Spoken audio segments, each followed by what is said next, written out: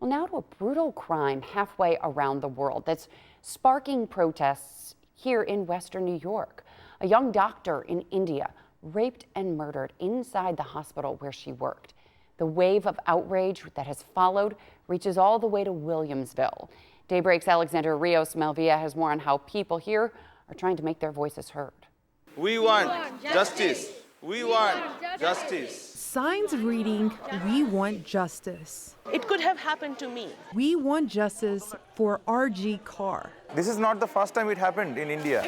Justice is the word written on many of these posters at a recent protest in Williamsville. Sad, angry, we cannot stand that. Sanskriti Buffalo, which is a 40-year-old organization in Western New York, organized this protest. In what world we are living where a person doesn't respect a person? Community members with ties to India gathered in support of the victim of a rape murder case in India. It happened to a physician who would have liked to save people, to help people. And instead, she was not spared, she was killed. According to the Associated Press, the attack happened at a state-run hospital in Kolkata. I grew up not too far from the very building where this incident happened. I have faced similar situations, working situations, more than 20 years ago as a trainee physician in Kolkata, in a different medical college, but in the same city. Dozens of people, particularly women, That's not a good thing.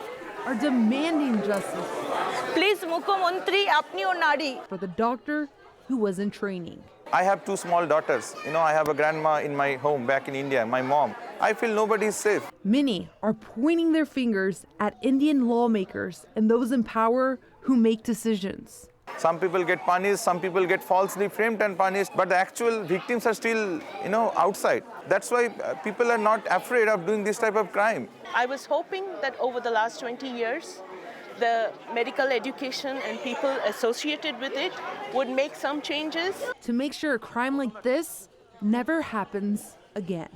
That people, especially women, can move around safely. Felt like I was in her shoes, and what would I have done had it happened to me? Earlier this week, India's top court set up a national task force of doctors who will make recommendations on the safety of healthcare workers. Now, this comes days after the rape and killing of the young doctor that sparked outrage and protests like these around the world and right here in Williamsville. Melissa. Okay, Alex.